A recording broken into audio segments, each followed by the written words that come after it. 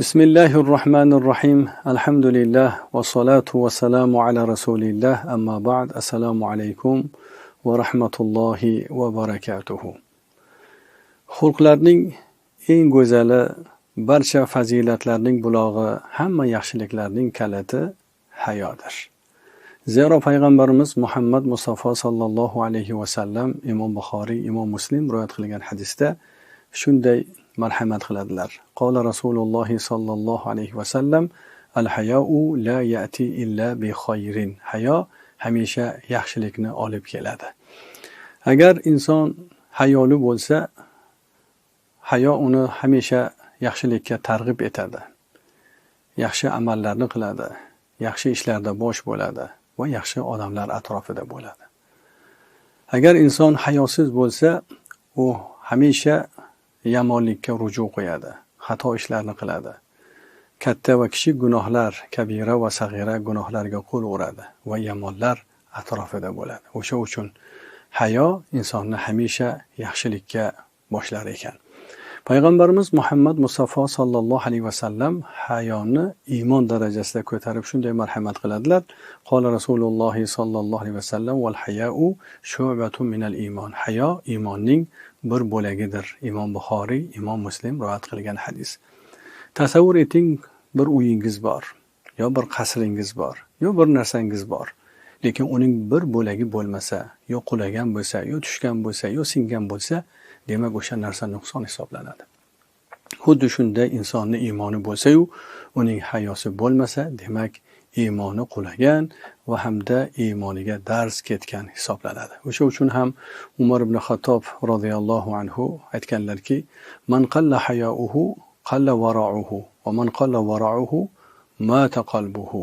Kimning hayosi oz bo'lsa, taqvosi oz bo'ladi. Kimning taqvosi oz bo'lsa, uning qalbi o'ladi deganlar. Demak, qalbning o'lishi bu inson uchun eng ayanchli holat hisoblanadi. Fuzayl ibn Iyoz rahmatulloh alayhi aytadilarki: "Khamsun min alomatish shaqovati." 5 narsa bu baxtsizlikning alomatidir deydilar. Ulardan biri bu qalbning qotishi, ikkinchisi ko'zning qotishi, uchinchisi hayoning kamayishi, to'rtinchisi dunyoga ko'p rag'bat berish, beshinchisi esa bu behuda ko'p orzular deb aytgan ekanlar. O'sha uchun ham inson baxtli hayot kechiraman desa, quvonchli hayot kechiraman desa, Allohning huzurida va hamda uning jannatiga sazovor bo'laman desa, albatta hayosi mukammal darajada bo'lmog'i lozim.